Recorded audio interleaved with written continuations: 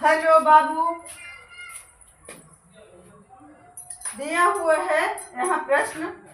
प्रश्न से ही तो बोर्ड ढक जाता है। एक दुकानदार ने 32 किलोग्राम आलू 10 रुपया 50 पैसे प्रति किलोग्राम की दर से। क्वेश्चन किताब से लिखे। किताब में दिया हुआ 32 किलो आलू, किलो आलू, किलोग्राम नहीं है। जबकि किलोग्राम नहीं लिखेंगे तो गलत हो जाएगा।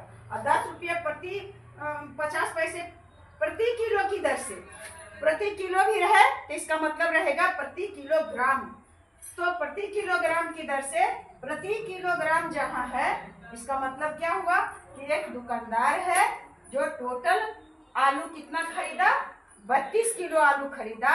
और वह किस दर से खरीदा? 10 रुपये 50 पैसे, यानी 10.5। 10 रुपया 50 पैसा का मतलब क्या हुआ? 10.5। 10 रुपया 50 पैसे प्रति किलोग्राम की दर से प्रति किलोग्राम, यानी 1 किलो का दाम 10 रुपया 50 पैसा के हिसाब से हुआ 32 किलो खरीद लिया। और उसके बाद फिर टोटल आलू को 12 रुपये प्रति किलो की दर से बेच दिया। खरीदा है 10 रुपये 50 पैसे किलो के हिसाब से और बेच दिया 12 रुपये के हिसाब से। तो देखिए 1 किलो में उसको कितना लाभ हुआ है। 1 किलो में 10 रुपया 50 पैसा, इधर 50 रुपये पैसा हो गया। यानी ऐसे लिखेंगे 1 किलोग्राम आलू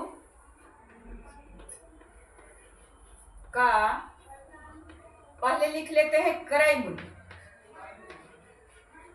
क्रय मूल्य कितना है बच्चा? तो 10 रुपया 50 पैसा। इसे ऐसे लिख लेंगे 10.50 रुपया लिखेंगे। इसका मतलब हुआ कि हुआ 10 रुपया और 50 पैसा।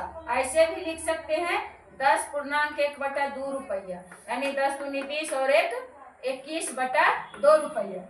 लेकिन ऐसे समझ में नहीं आए कि 21/2 क्या है।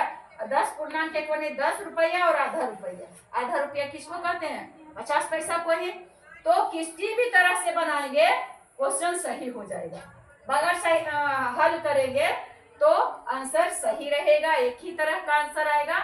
तो अब टोटल खरीदा है कितना? 32 किलो। तो 32 किलोग्राम आलू का कीमत निकाल लेते हैं। तो 1 किलोग्राम आलू का कीमत है 10 रुपया 50 पैसा बच्चा। तो 32 किलो में इसे में क्या कर देंगे? गुना कर देंगे। और गुना करके जितना आया है 10 50 में 32 से कर देंगे गुना। कितना हो जाएगा? 0, 5 दूना 10 और फिर 0 और 1 है 0, 1 और 2 इकाएं 2। गुना पर ज्यादा विस्तृत नहीं करते हैं क्योंकि गुना तो आता ही होगा। 0 में 3 का गुना करेंगे 0, 5 दिया 15 और फिर 0, 0 में 3 से गुना किए 0, लेकिन 1 है इसका बकाया तो इसमें लगा दिए और फिर 3 इकाएं 3 है। अब क्या करेंगे? क्या करेंगे बच्चा? जोड़ेंगे। जोड़ लिए 5 1 6।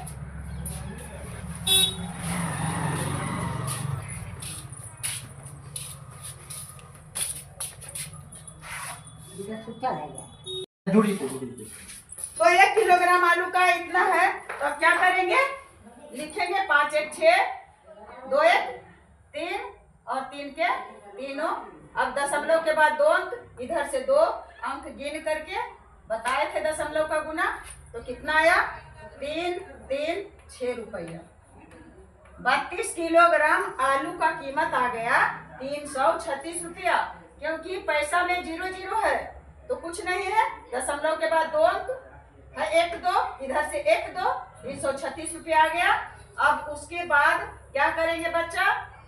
ये तो हो गया 12 किलोग्राम आलू का क्रय मूल्य। अब विक्रय मूल्य लिखेंगे। फिर चूंकि 1 किलोग्राम आलू का विक्रय मूल्य, बी से विक्रय मूल्य कितना है? 12 रुपया। 12 रुपया है तो क्या करेंगे? बेच दिए हैं तो टोटल आलू को तो 32 किलो का, इसलिए 32 किलोग्राम आलू का विक्रय मूल्य 12 और गुने 32 कितना होगा? कर लेते हैं गुना। 12 और 32 के गुना कर लेते हैं। 2 दूनी 4 और 2 इकाई 2, 3 दूनी 6 और 3 इकाई 3, 4 6 दू 8 और 3 के 3, 384 रुपया। 384 रुपया। तो बेटे अब देखेंगे 32 किलो आलू का क्रय मूल्य 336 और 384 दिखाई दे रहा है। 384 रुपया हो गया 32 किलोग्राम का विक्रय मूल्य आलू का। अब क्या होगा? ज्यादा है 336 तो लाभ हो जाएगा। तो लाभ बराबर क्या लिखेंगे? लाभ बराबर